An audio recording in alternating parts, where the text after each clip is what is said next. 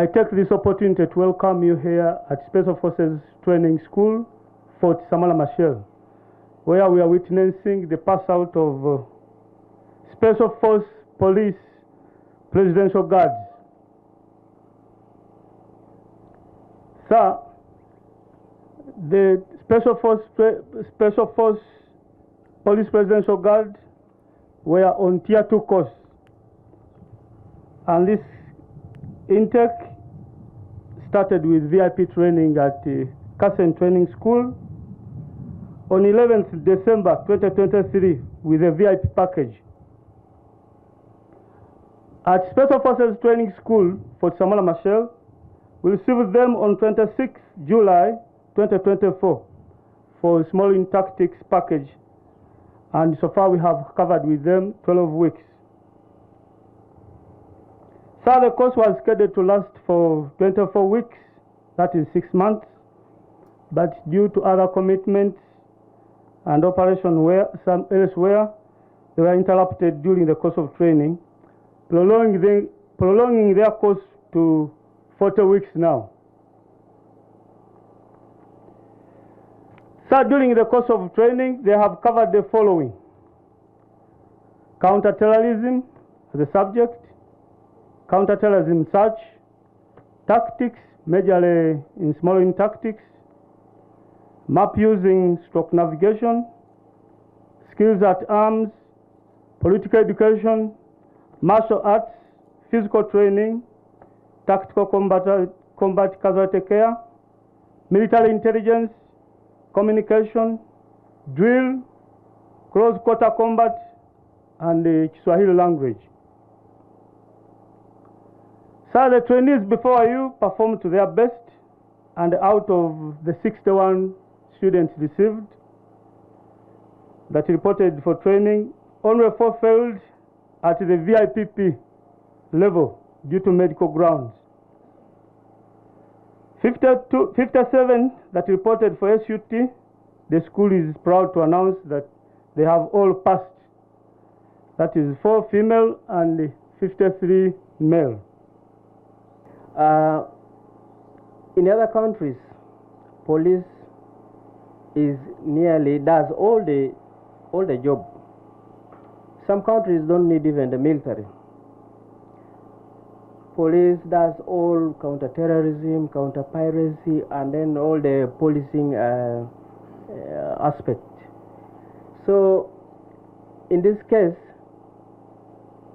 I'm very sure you will undergo other policing training, but this particular course will help you in being combat ready, in being able to undertake any challenge, as you have just demonstrated.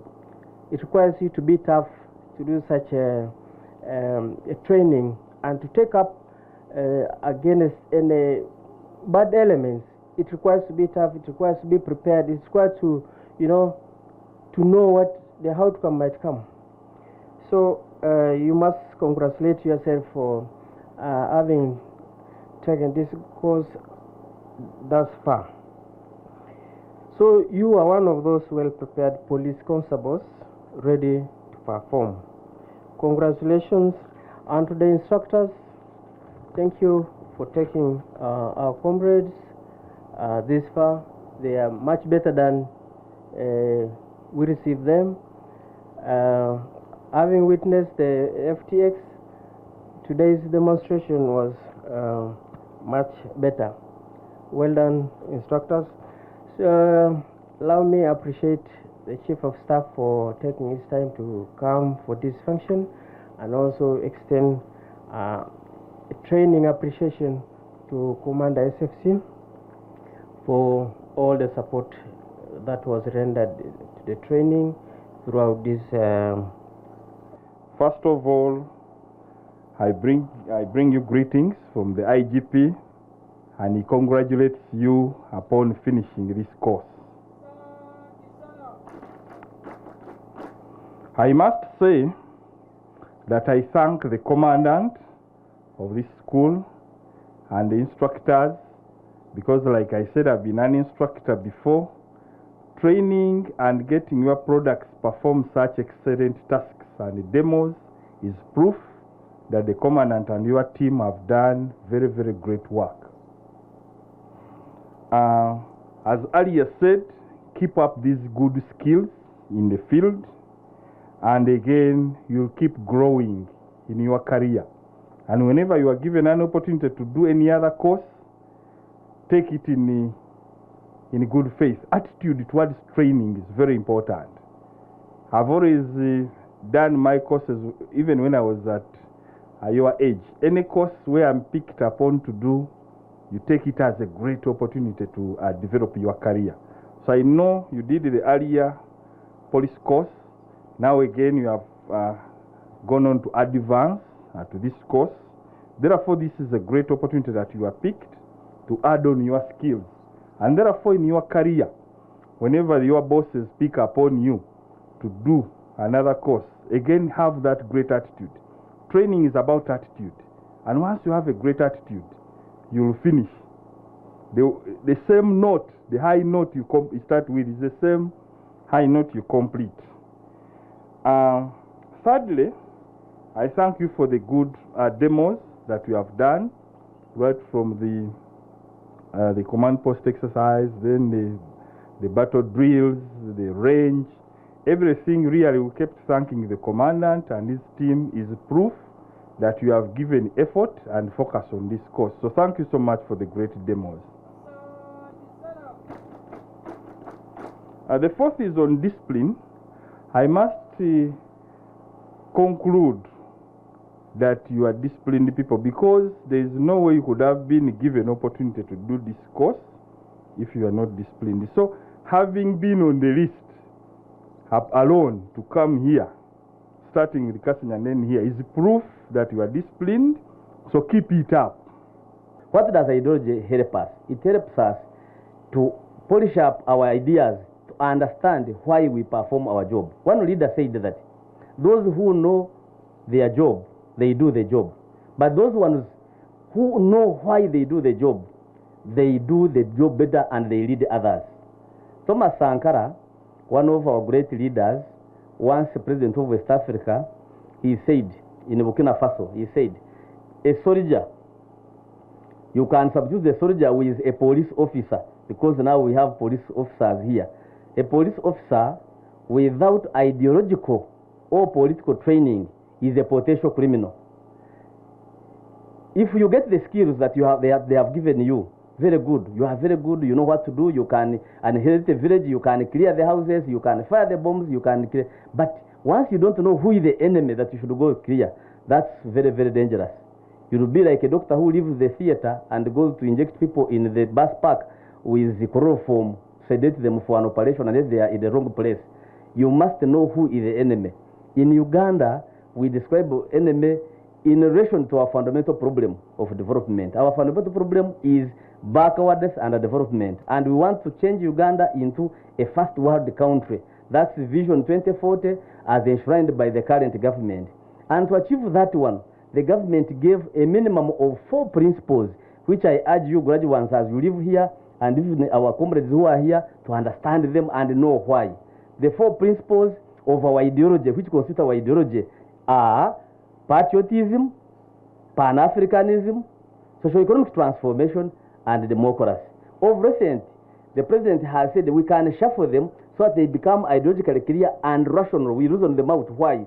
We begin with number 1, socio-economic transformation. That we want to have Uganda modern, where everybody enjoys themselves. Today I was working with some officers of SFC. They said, when you go to Egypt, it is ahead of us. When you go to the Egyptian Special Forces School, it is ahead of us. Why? Because their economic base is very big, that they can build those houses where they can be. But in Uganda, we are still using makeshift houses because our economy hasn't. So we want to develop our economy so that we can also be in the state of the art equipment, houses and equipment. We should be able to be in those, to have the planes. We should be able to have the convoy of SFC where you are rehearsing to guard the principal in the convoy. Even a chopper, you should be able to have it here. But we cannot have that one once the economy cannot breathe. So to have that one, we need socio-economic transformation. Deliberate effort by all people in this country, including the new graduates, including us, all of us, to ensure that we contribute to development through production. You must produce something which you sell. The moment you have something you want to sell to the market, you know that you need your neighbor. Because you cannot buy what you are produced. If you are producing milk, you need to sell them. If you are producing beef, you need to sell it. If you have lapena, you have to sell it. Everything you produce, now you need the market. Therefore, everybody becomes your market who is the next one. And therefore, the second principle of Pan-Africanism, rather of patriotism, comes without reasoning. Because patriotism means unity of purpose. No sectarianism. Uniting with people through interest, not identity. So it doesn't matter if you are in the market, you don't need a tall person or a short person, so long as they are buying your property. Therefore, even if somebody is your neighbor or is your brother and you want to sell a bull, the bull he gives you 1 million. Even somebody who is coming from far gives you 1.5, you sell it 1.5 naturally, because that is the market. Therefore, you understand politics of interest rather than identity. Once you have that one, then you are patriotic because you did your neighbor. Therefore, everybody who is next to you will be your market. You love them. Therefore, principle number 2, which is patriotism. Are we together? Number 1, socio-economic transformation. Because we have to transform, we must produce. And because we have to produce, we must sell. If we sell, we need a market. And the market brings us patriotism. Love for your neighbor. Love for your country. Love for the heritage.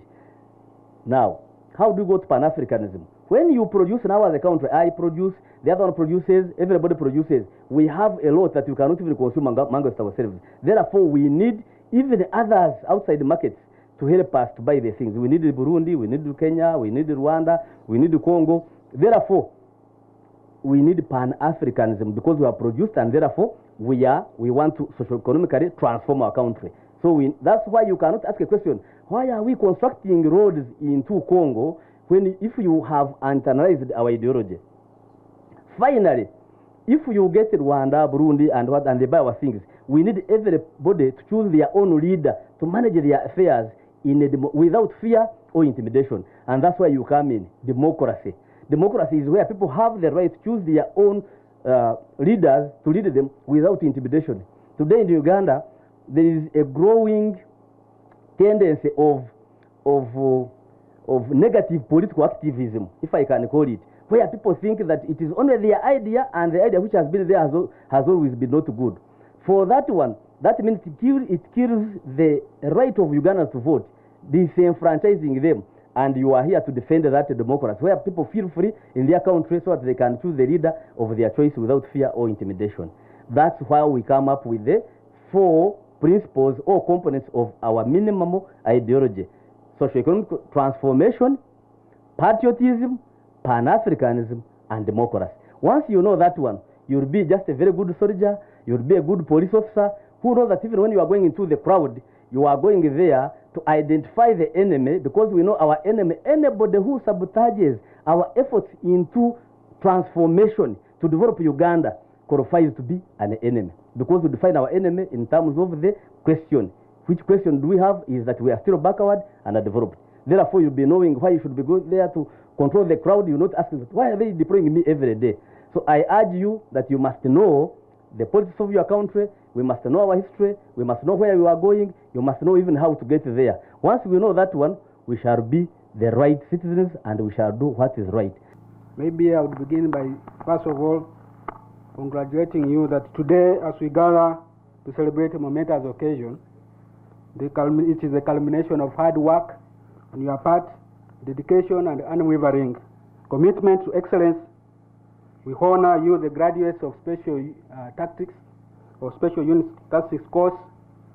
For you now stand before us here not only as police presidential guard, men and women, but also as elite warriors who have embraced the rigorous training and challenges that define our special force.